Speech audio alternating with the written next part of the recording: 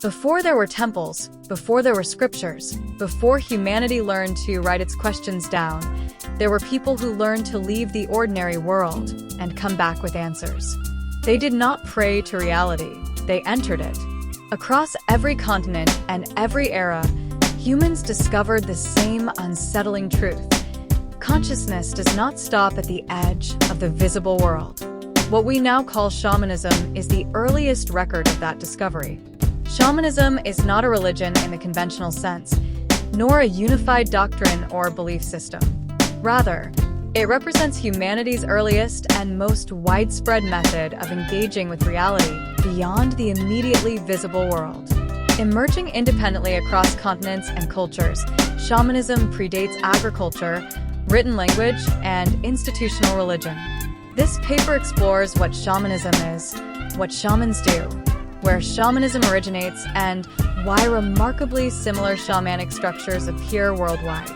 It argues that shamanism arises naturally from human neurobiology, environmental pressures, and the need for meaning, healing, and social cohesion.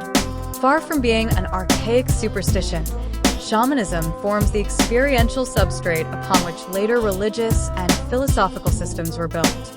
Across human history, from the frozen tundra of Siberia to the jungles of the Amazon, from Paleolithic cave art to living indigenous traditions, one finds a recurring figure, the shaman. Despite vast differences in language, mythology, and culture, the role, methods, and cosmological assumptions of shamans are strikingly similar. This universality raises a profound question. How could such complex systems arise independently, again and again? To answer this, shamanism must be understood not as a single tradition, but as a functional response to fundamental human conditions like mortality, illness, uncertainty, and the mystery of consciousness itself. Shamanism is best defined as a set of practices centered on direct interaction with non-ordinary states of reality for the purpose of healing, guidance, protection, and balance. The shaman is not a priest who follows doctrine, nor a philosopher who reasons abstractly, but a practitioner who enters altered states of consciousness to obtain information or effect change. Three foundational principles recur across shamanic traditions. A multi-layered reality. Reality is understood to consist of multiple realms, an ordinary, physical world, and one or more non-ordinary realms often described as spirit worlds. Deliberate alteration of consciousness.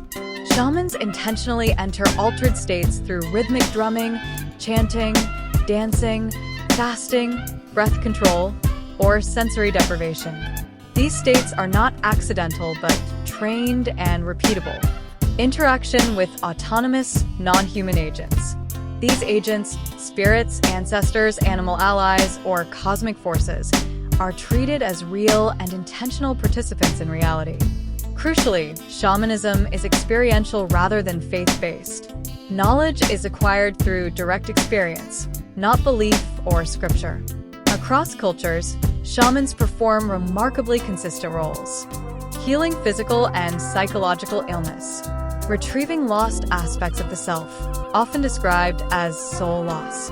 Communicating with ancestors or spirits of the dead. Divination and diagnosis of hidden causes. Guiding the dead to the afterlife. Protecting the community from misfortune. Maintaining balance between humans, nature, and the unseen. Illness, in many shamanic systems, is not purely biological but relational, arising from imbalance, disconnection, or intrusion from non-ordinary forces. The shaman's role is to restore coherence. There is no single geographical origin of shamanism. Instead, archaeological and anthropological evidence suggests that shamanic practices emerged independently wherever humans lived close to nature and depended on keen perception for survival. The earliest material evidence dates to the Upper Paleolithic period, approximately 40,000 to 60,000 years ago. Cave paintings in Europe, Africa, and Asia depict human-animal hybrids, trance postures, and visionary imagery strongly associated with altered states of consciousness.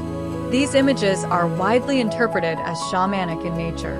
Shamanism predates organized religion and agriculture. In small hunter-gatherer groups, the shaman served as healer, counselor, myth-keeper, and mediator, roles that later fractured into separate religious, medical, and political institutions. The global distribution of shamanism is not accidental. It emerges reliably due to several factors. The human brain is highly susceptible to altered states of consciousness. Rhythmic stimuli, emotional intensity, fasting, or isolation can reliably induce trance states. Neuroimaging studies of modern practitioners show consistent patterns of neural activation during these states. Early humans naturally perceived agency in animals, weather, and landscape. This animistic worldview is not naive but adaptive. It enhances vigilance, pattern recognition, and survival. Shamanism addressed real needs: healing, fear of death, social cohesion, and meaning in chaos.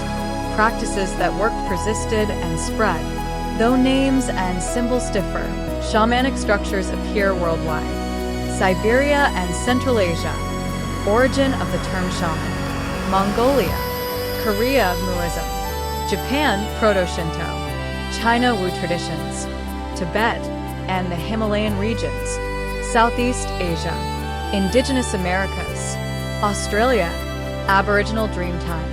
Africa, San, Yoruba, and others. Northern Europe, Sami Noidi. These traditions differ in mythology but share methods, roles, and cosmology. As societies grew more complex, shamanic roles were institutionalized, absorbed, or suppressed. Hinduism preserved shamanic elements through yogis and siddhis. Buddhism retained them in tantric and visionary practices. Taoism incorporated spirit journeys and immortality quests. Shinto formalized spirit mediation through kami. Christianity reframed shamanic functions as sainthood, prophecy, and exorcism. Shamanism thus functions as the foundational layer beneath later religious systems. In the modern era, shamanism is often discussed in symbolic or cultural terms. However, recent developments in neuroscience, psychology, and consciousness studies suggest that shamanic practices may reflect systematic exploration of the mind rather than mere myth. Altered states of consciousness, once dismissed as hallucination, are now studied through neuroimaging and cognitive science. Rhythmic drumming, chanting, and sensory deprivation reliably shift brain activity from default mode dominance toward integrative, globally synchronized states. These shifts correlate with heightened imagery, emotional processing, and a breakdown of rigid self-boundaries. From this perspective, the shaman's spirit journey can be understood as a structured navigation of non-ordinary conscious states. Whether interpreted symbolically, neurologically, or ontologically, the experience itself is consistent and repeatable. Modern theories of consciousness increasingly echo ancient shamanic intuitions. Consciousness may not be localized solely in the brain, but distributed or emergent. The sense of self may be a constructed interface rather than a fixed entity. Reality as experienced is filtered, modeled, and simulated by neural processes. Shamanism can thus be viewed as humanity's first empirical engagement with consciousness, an early methodology for mapping subjective reality long before scientific instrumentation existed.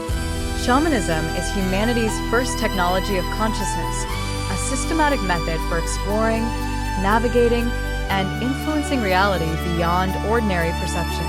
Its independent emergence across cultures suggests it is not a cultural anomaly, but a natural extension of human cognition and experience. Rather than viewing shamanism as primitive superstition, it may be more accurate to see it as the original framework through which humans engaged the deepest questions of existence: illness, death, meaning, and the nature of reality itself.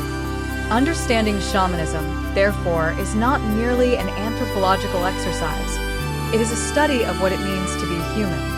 Long before we built instruments to look outward into the universe, we built practices that allowed us to look inward.